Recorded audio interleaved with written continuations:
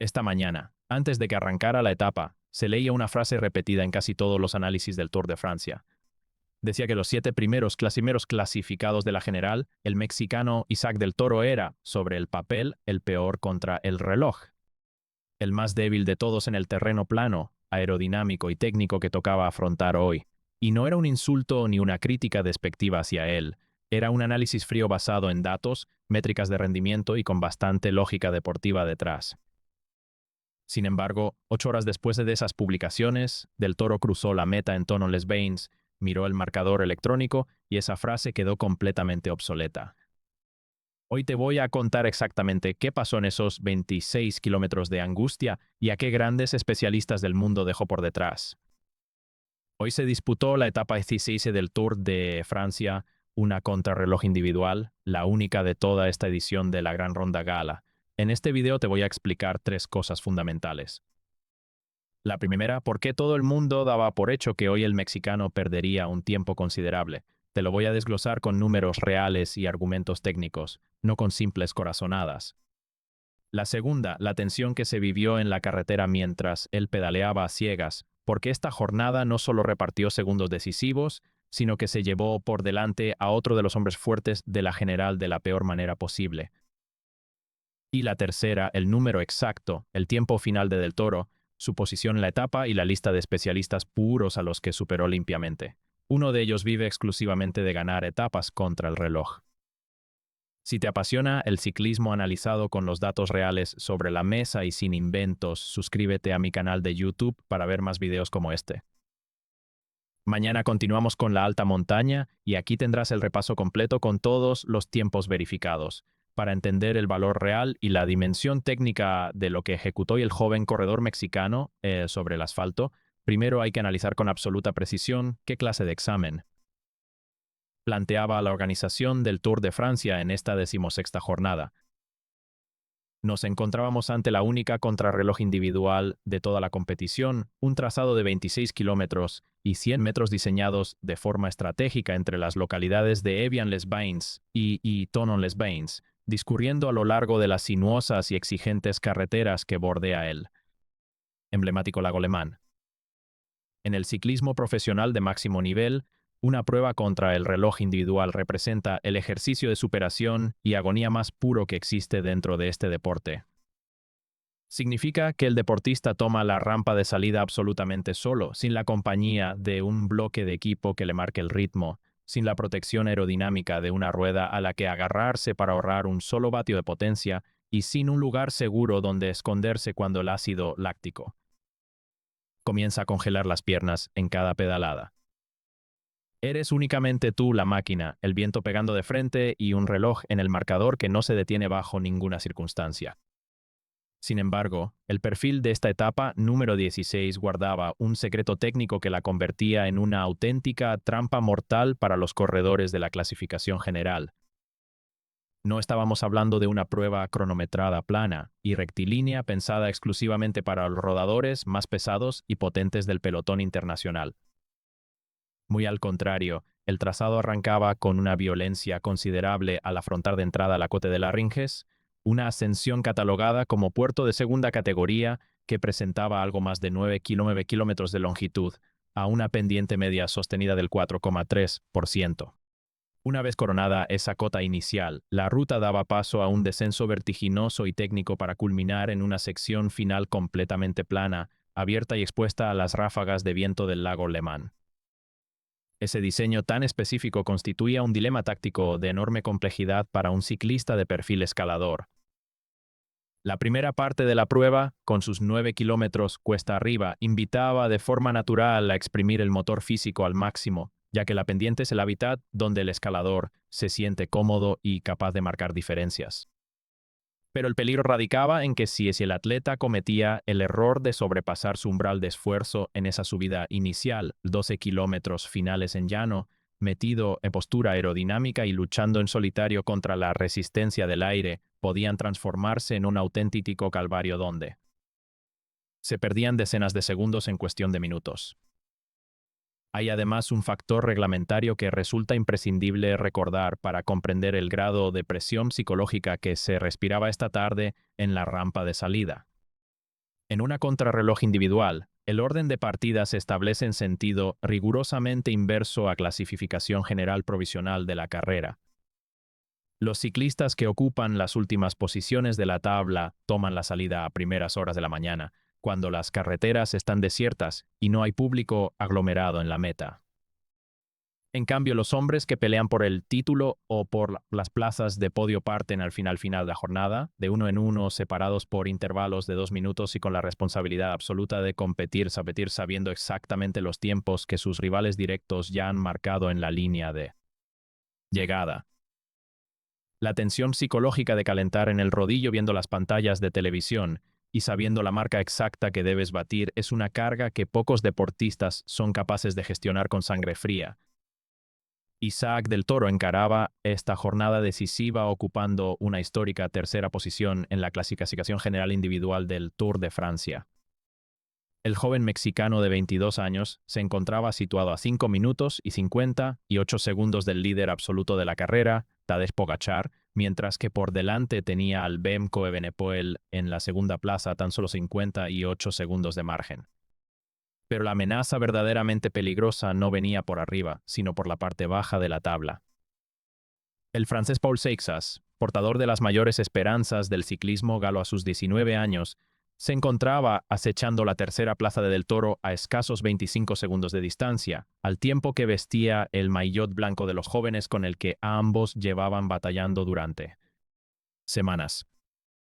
25 segundos de renta sobre una distancia de 26 kilómetros en una especialidad tan pura como la contrarreloj es una ventaja que se puede evaporar en un par de giros mal trazados o en un bache de rendimiento durante el tramo llano.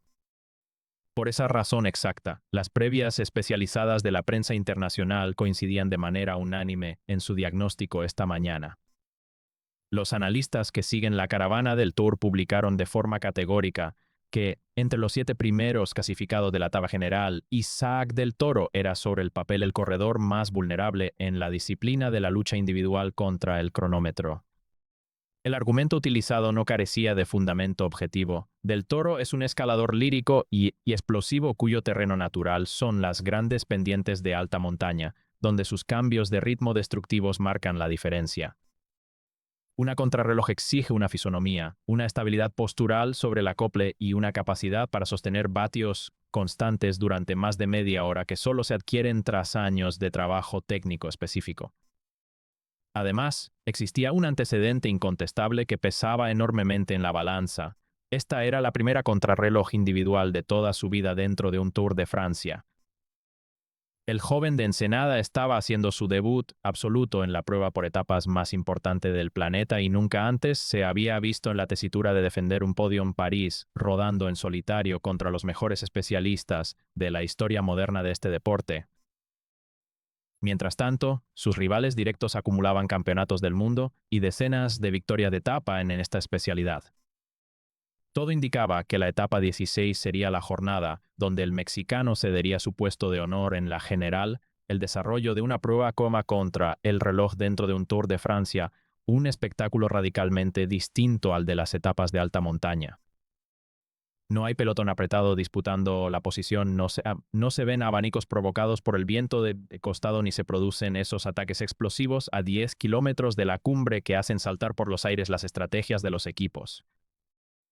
El público asistente a lo largo del recorrido y los millones de espectadores que siguen la transmisión por televisión presencian una ceremonia de paciencia y precisión táctica, una rampa de salida elevada, un reloj digital con una cuenta regresiva que marca 5, 3, 2, 1 y un ciclista lanzándose en solitario hacia la carretera. A partir de ese segundo de máxima aceleración, se suceden más de 30 minutos de pedaleo agónico hasta que el nombre del corredor aparece reflejado en los marcadores de la línea de meta. La jornada dio su pistoletazo de salida oficial a la 1 de la tarde, hora local francesa, siendo el corredor polaco Kamil Gradek el primer participante en tomar la rampa de salida. A partir de ese momento, la caravana vivió un goteo ininterrumpido de ciclistas partiendo a intervalos regulares de 2 minutos. En el área de llegada, la organización dispone de la tradicional silla caliente, ese espacio físico reservado exclusivamente para el ciclista que ostenta el mejor registro provisional de la etapa. El funcionamiento es implacable. El corredor que marca el tiempo de referencia se acomoda en la silla, observa fijamente las pantallas oficiales con el casco aún puesto y las pulsaciones elevadas, y permanece allí hasta que un rival posterior lo logra rebajar su marca, obligándolo a ceder el puesto. Inmediatamente. Durante las primeras 3 horas de la tarde, esa silla de líder provisional cambió de dueño en varias oportunidades entre los especialistas más cotizados del pelotón internacional. En un primer término, el británico Joshua Tarling detuvo el cronómetro en 34 minutos y 21 segundos, fijando una marca que parecía sumamente difícil de batir dada la exigencia del viento de cara en el tramo final junto al lago. Tiempo después, el especialista francés Bruno Armirail completó los 26 kilómetros marcando un registro de 34 minutos y 14 segundos, superando a Tarling por escasos 7 segundos.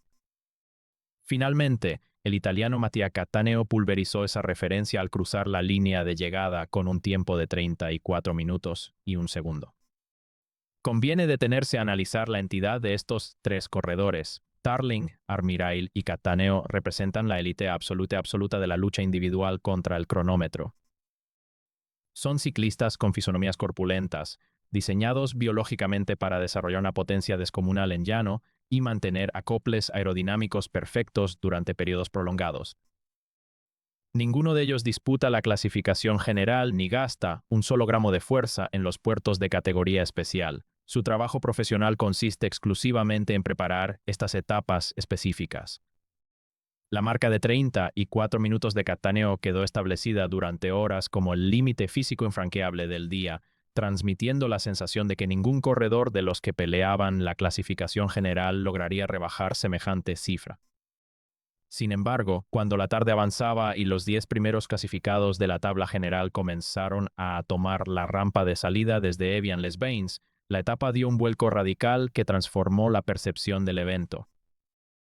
El encargado de destrozar los esquemas establecidos fue el belga Remco Evenepoel.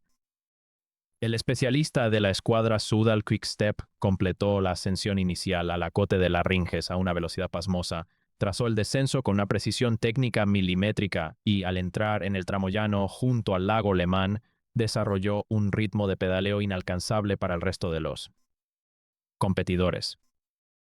Al cruzar la línea de llegada, el marcador electrónico registró una cifra estratosférica, 32 minutos y 19 segundos. Evenepoel rebajó en más de 1 minuto y 40 segundos el tiempo de Cattaneo, sentándose en la silla caliente para no volverse a levantar y adjudicando su segunda victoria de etapa consecutiva en este Tour. Minutos después hizo su entrada el maillot amarillo de la competición Tadej Pogačar, quien completó el recorrido en 32 minutos y 47 segundos, cediendo 28 segundos con respecto al ciclista belga, pero consolidando su liderato con una holgura impresionante. Detrás de ellos, únicamente el danés Mathias Skjelmose logró colarse en los puestos de honor al parar el reloj en 33 minutos y 23 segundos, un registro superlativo que, sin embargo, se situaba a más de 1 minuto del tiempo ganador marcado por Evenepoel. Pero mientras los principales nombres de la clasificación general volaban hacia la meta, en la carretera se producía la imagen más desgarradora y cruel de toda la tarde. A escasos kilómetros de completar su recorrido, en una curva cerrada hacia la derecha que exigía el máximo agarre de los neumáticos, el alemán Florian Lipowitz perdió la adherencia de su rueda delantera y se impactó violentamente contra el asfalto. Lipowitz, que ocupaba la quinta posición en la clasificación general y venía registrando el segundo mejor tiempo intermedio del día en el tercer punto de control, quedó tendido sobre la carretera sujetándose el hombro derecho con gestos inequívocos de dolor. Los servicios médicos confirmaron su retiro inmediato del Tour de Francia por una presunta fractura de clavícula, enviándolo directamente al hospital en ambulancia. En un lapso de apenas 48 horas, la ronda francesa perdía por caída a 2 de los 5 primeros clasificados de la tabla general, recordando a todos la extrema fragilidad de los resultados en este deporte. Por su parte, el joven francés Paul Seixas realizaba una actuación sensacional sobre la bicicleta, completando el recorrido en 33 minutos y 35 segundos. Ese registro colocaba una presión insostenible sobre los hombros de Isaac del Toro, quien en ese momento se encontraba en pleno esfuerzo cruzando los puntos intermedios. Seixas había firmado una actuación impecable que amenazaba seriamente con arrebatarle al mexicano tanto la tercera plaza del podio de la general como el preciado maillot blanco de los jóvenes. Entonces, cuando llegó el turno decisivo para Isaac del Toro, el joven mexicano de 22 años partía desde la rampa de salida luciendo el maillot blanco con la enorme responsabilidad de defender su puesto en el podio a lo largo de 26 kilómetros agónicos. Por arriba, la marca estratosférica de Benepoel amenazaba con alejar la segunda plaza de la general. Por abajo, el tiempo magistral de Paul Seixas le recortaba margen segundo a segundo en la tabla. Cuando el ciclista de Ensenada coronó la Côte Larringes y cruzó el primer punto de control intermedio, saltó la gran sorpresa de la tarde en las pantallas oficiales de la carrera. Del Toro registró el segundo mejor tiempo provisional de la etapa, únicamente superado por el registro intocable de Remco Evenepoel. El corredor al que por la mañana toda la prensa especializada calificaba como el rival más débil contra el reloj entre los 7 primeros de la general, estaba superando en las rampas a todos los grandes especialistas del pelotón internacional. En la segunda mitad del recorrido, comprendida por el descenso técnico y el tramo llano expuesto al viento del lago Le Mans, Del Toro se dio parte de su ventaja inicial.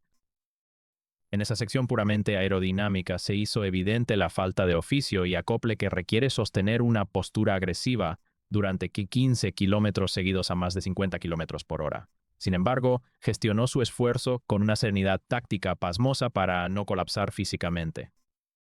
Al cruzar la línea de meta en Thonon-les-Bains, el cronómetro de Isaac del Toro se detuvo en un espectacular tiempo de 33 minutos y 40 segundos, firmando la quinta posición absoluta de la jornada. Quedó a 1 minuto y 21 segundos de un intratable Benepoel y a 53 segundos de Tadej Pogačar.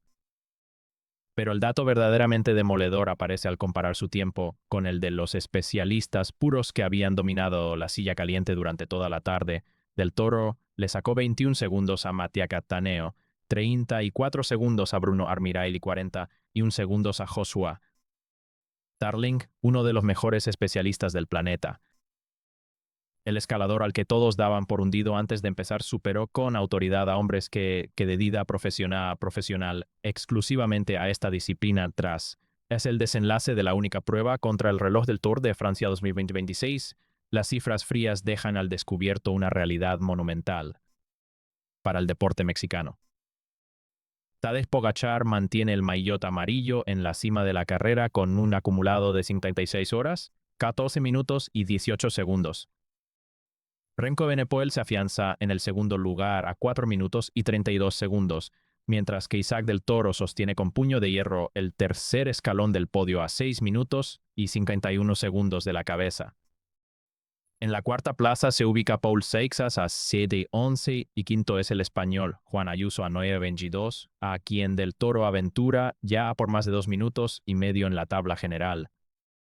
Es verdad que Benepoel logró estirar su ventaja a 2 y el 19 sobre el mexicano en la pelea por el segundo puesto, pero en el único terreno de todo el Tour donde Del Toro corría el riesgo real de perder su plaza en el podio, respondió con una exhibición de solidez inapelable. Lo mejor de todo para sus aspiraciones es que se acabaron los relojes, los acoples y los aeródromos. Ya no queda una sola contrarreloj más en esta edición. Lo que resta por delante es pura alta montaña en los Alpes, el terreno natural donde el ciclista de Ensenada marca las diferencias. En el apartado del maillot blanco de los jóvenes llega el dato de máxima tensión. Paul Seixas paró el cronómetro en 30:35 y Del Toro lo hizo en 33:40. El talentoso corredor francés le recortó exactamente 5 segundos en la meta. El mexicano se mantiene vestido de blanco por octavo día consecutivo en este Tour de Francia, pero la diferencia en la clasificación de los jóvenes se ajusta ahora a solo 20 segundos de margen. Apenas 20 segundos separan al mexicano de 22 años del francés de 19, con 5 etapas épicas por delante antes del paseo triunfal en París. Hoy Isaac del Toro no levantó los brazos en el podio ni salió en la foto del ganador de etapa, pero en una contrarreloj pura, sin compañeros que te corten el viento ni abanicos que te favorezcan, demostró que el quinto mejor del día por delante de auténticos especialistas de la disciplina. En un Tour de Francia, a 5 días de París, no perder lo que ya tienes vale exactamente tanto como ganar. Dime en los comentarios, con solo 20 segundos de ventaja, ¿crees que Del Toro mantendrá el maillot blanco hasta París o Seixa se lo arrebatará en los Alpes? Te leo abajo.